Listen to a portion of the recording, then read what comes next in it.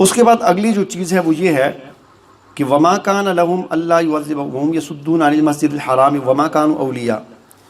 ان اولیاءہ الا المتقون۔ مسجد حرام کی بات ہو رہی ہے کہ یہ قریش والے جو تھے یہ مسجد حرام کے متولی تھے، مسجد حرام کے متولی بنے ہوئے تھے اور سینکڑوں سال سے متولی تھے، حاجیوں کو پانی پلانے کی خدمت ان کی تھی،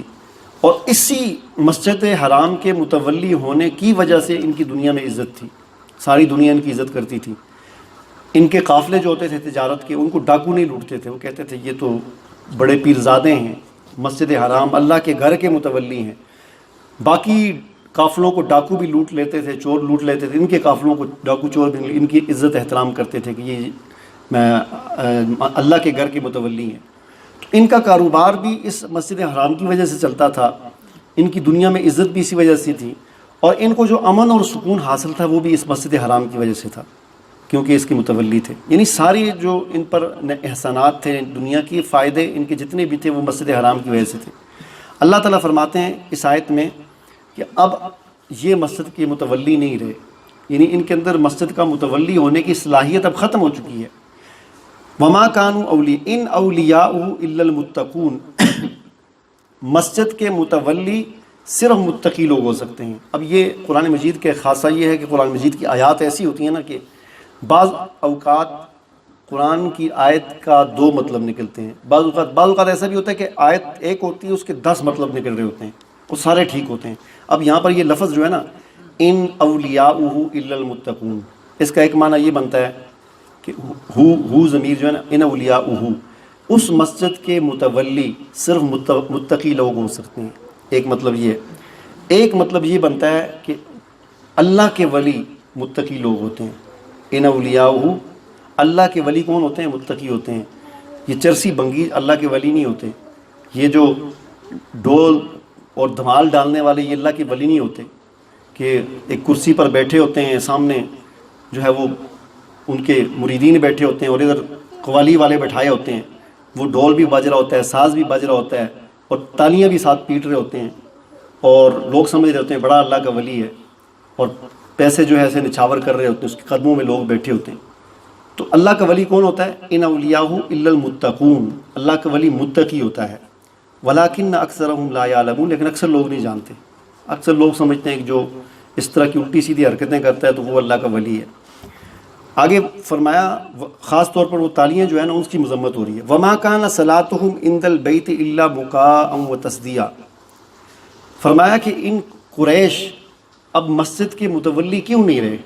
مسجد کے متولی اب مسلمان ہوئے، ان کا حق نہیں بنتا کہ مسجد کو سنبھالیں۔ اس کی وجہ کیا ہے؟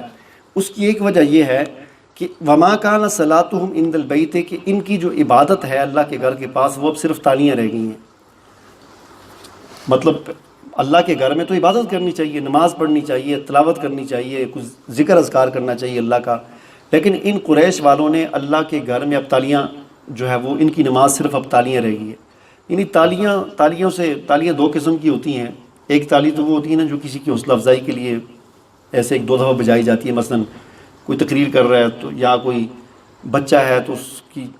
اعلان ہوتا ہے جی فلاں بچے نے اتنے نمبر لیے تو سب نے ایسے تالیاں، یہ اور چیز ہوتی ہے یہ تالیاں، یہ تو ایک حوصلہ افزائی کے لیے، تالی مقصد نہیں ہوتا یہاں پر مقصد تالی نہیں ہوتا۔